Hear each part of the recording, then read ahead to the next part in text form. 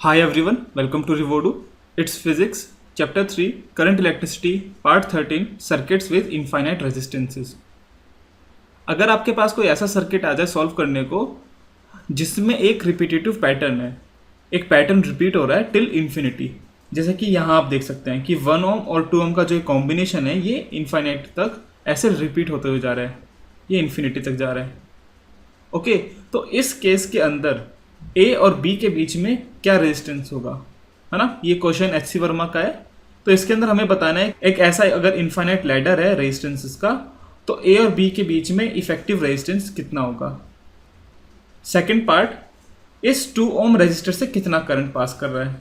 ठीक है, जो बैटरी के एकदम पास है ये वाला, तो यहाँ से कितना करंट पास कर रहा है, इसे हम बोल देते हैं I2। तो हमें ये बताना है। तो देखिए, पहले हम फर्स्ट पार्ट करते हैं कि ए और बी के बीच में इफेक्टिव रेजिस्टेंस कितना है। अब देखो, ए और बी के बीच में रेजिस्टर का कनेक्शन ऐसे लगा हुआ है, ओके। और अगर इसे हम एक यूनिट बोले, 1 यूनिट, अगर इसे हम 1 यूनिट बोल रहे हैं तो उसके अगली एक और यूनिट है और ऐसे वो यूनिट्स रिपीट हो रही है। ठीक है, तो let's say R A B is R, मतलब हम ऐसा मानते हैं कि ए और बी के बीच में जो इफेक्टिव रेजिस्टेंस है वो आर है। ठीक है, हमें ये आर निकालना है। अब ए और बी के बीच में इफेक्टिव रेजिस्टेंस आर है, तो देखो यहाँ पर आता है मेन पॉइंट। अगर मैं 2 पॉइंट ये लूँ, लेट्स से ये सी है और ये डी है, तो अगर आपसे पूछा जाए कि आर सी डी क्या होगा, मतलब सी और डी के बीच में इफेक्टिव रेजिस्टेंस कितना होगा, तो वो किसके बराबर होगा, वो भी आर के बराबर होगा। क्यों?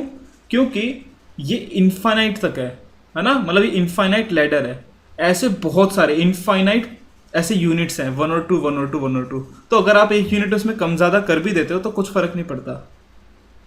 ओके, तो सी और डी के बीच में भी रेजिस्टेंस आर होगा। तो देखो, यहाँ से हम क्या कर सकते हैं, इस पॉइंट से हम इस सर्किट को ऐसा बना सकते हैं। ठीक है, तो ए और बी के बीच में जो इफेक्टिव रेजिस्टेंस आएगा वो आर है और ये आर ऐसे लगे हुए हैं। ठीक है, इसको कैसे सॉल्व करेंगे हम, ये 2 और ये आर पैरेलल में है। ठीक है, तो इन दोनों का जो इफेक्टिव रेजिस्टेंस आएगा, लेट से वो आर डैश है, तो आर डैश कितना आएगा, 2R divided by 2 plus are, है ना, यही आता है पैरेलल कॉम्बिनेशन के लिए। तो इस 2 ओम और इस आर को हटा के हम ये वाला आर डैश इधर लगा सकते हैं। तो क्या बनेगा पॉइंट, ये ए है, ये बी है, इधर है 1 ओम, और ये जो बना, ये बना 2R divided by 2 plus R, और ये पॉइंट्स हमारे ए और बी है। अब ये रजिस्टर और ये रजिस्टर सीरीज में है, तो आर ए बी क्या आएगा, आर ए बी आएगा 1 plus 2R divided by 2 plus R. और आर ए बी कितना है, आर ए बी हमने लिया था आर, है ना, तो ये बराबर होगा आर के। ओके, तो R is equals to 1 plus 2R divided by 2 plus R. आपकी ये इक्वेशन बन गई, यहां से आप आर की वैल्यू निकाल सकते हैं इजीली। ठीक है, तो देखिए यहां से हम इसको ऐसे सॉल्व कर सकते हैं, ये बराबर होगा आर इंटू 2 प्लस आर, और ये होगा 2 प्लस आर प्लस 2R। ठीक है, तो 2R plus R square is equals to 2 plus R plus 2R। यहाँ से 2R कैंसिल, इक्वेशन बनेगी R square minus R minus 2 equals to 0। Okay, तो यहाँ से आर कितना आएगा, क्वाड्रेटिक इक्वेशन है, प्लस माइनस बी मतलब 1 plus minus root of B square मतलब 1 स्क्वायर प्लस 4 इंटू 2 मतलब 8 डिवाइडेड बाई 2। तो ये कितना आएगा, अगर हम पॉजिटिव वैल्यू लें तो 2 ओम्स।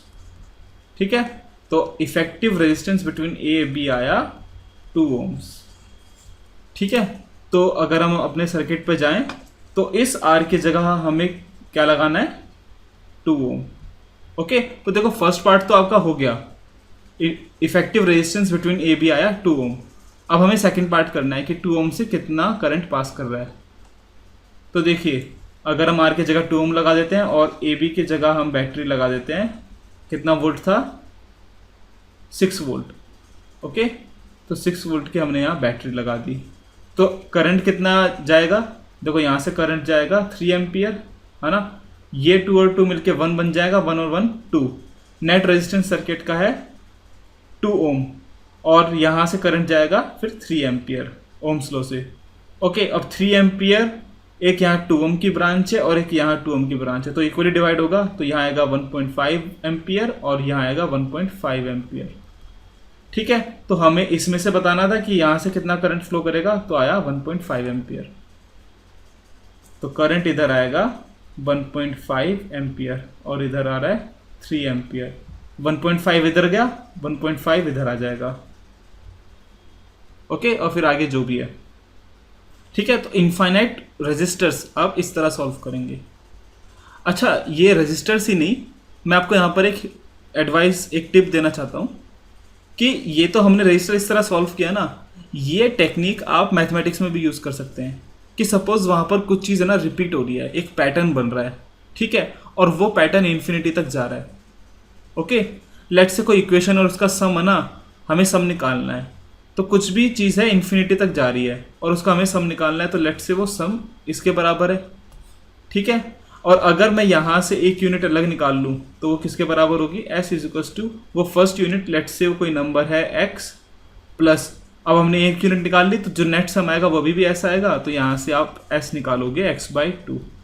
ठीक है, तो ये टेक्निक है ना आप मैथमेटिक्स में भी यूज़ कर सकते हैं इसी तरह की।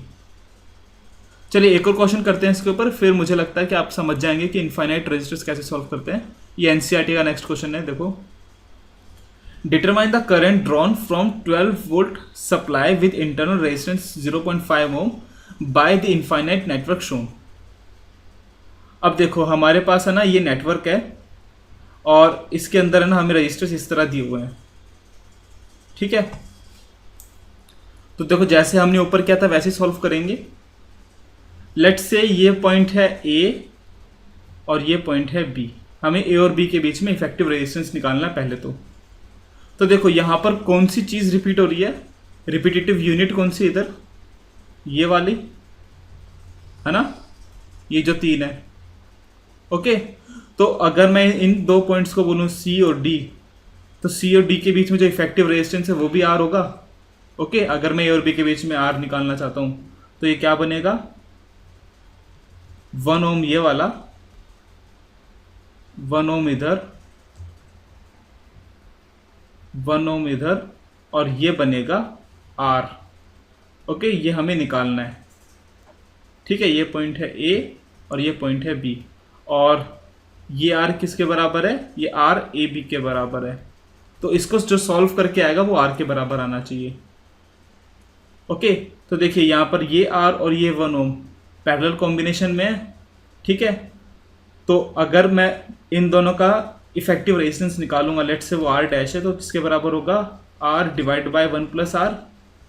ओके, और ये 1 ओम और ये 1 ओम इसके सीरीज में है इस R डैश के, तो देखो हम ये लिख सकते हैं R is equals to 1 plus 1 2 plus R divide by 1 plus R, या फिर यहाँ से मैं सॉल्व करके लिख सकता हूँ R plus R square is equals to 2 plus 2R plus R।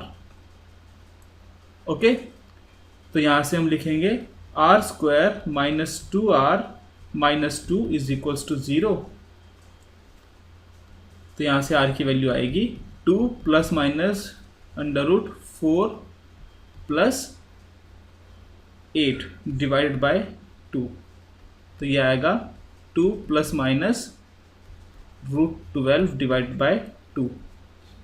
तो यहाँ से मैं R क्या लिख सकता हूँ, R आएगा, ये 2 से ये 2 कैंसिल, यहाँ से 4 आप 4 इंटू 3 लिखिए, 4 बार लीजिए तो 2 हो जाएगा, तो आएगा 1 प्लस √3 ओम्स, माइनस वाला आप इग्नोर कर सकते हैं। तो इक्विवेलेंट रेजिस्टेंस आया A और B के बीच में इतना 1 प्लस √3।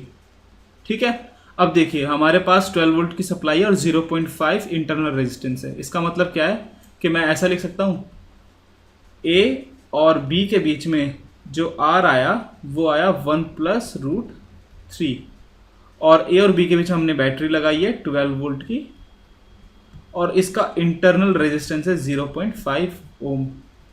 ओके, तो यहाँ से करंट आप इजीली निकाल सकते हैं, करंट कितना आएगा, I will be equals to 12 divide by 1 plus root 3 plus 0.5 है ना, क्योंकि ये और ये सीरीज में है, तो यहाँ से आपका आई आ गया। ओके, तो बस आपको क्या करना है, आपको देखना है कि रिपीट क्या हो रहा है। ओके, जो रिपीट हो रहा है उसको एक अलग कर लो और जो बाकी बचा उसको आर मानो, और वो आर और ये जो यूनिट है वो दोनों मिलके जो रिजल्ट आएगा इक्विवेलेंट रेजिस्टेंस वो बराबर होगा आर के। ठीक है, बस इतना सा ही है और आप इस तरह के सारे क्वेश्चन कर सकते हैं। ठीक है, और अगर आपको कहीं भी प्रॉब्लम है, कुछ भी डाउट है तो प्लीज़ कमेंट। सो इस वीडियो में इतना ही। So guys, thanks for watching, please come back for more videos, please like share and subscribe, और अगेन प्लीज़ कमेंट कोई भी डाउट हो तो। Thank you.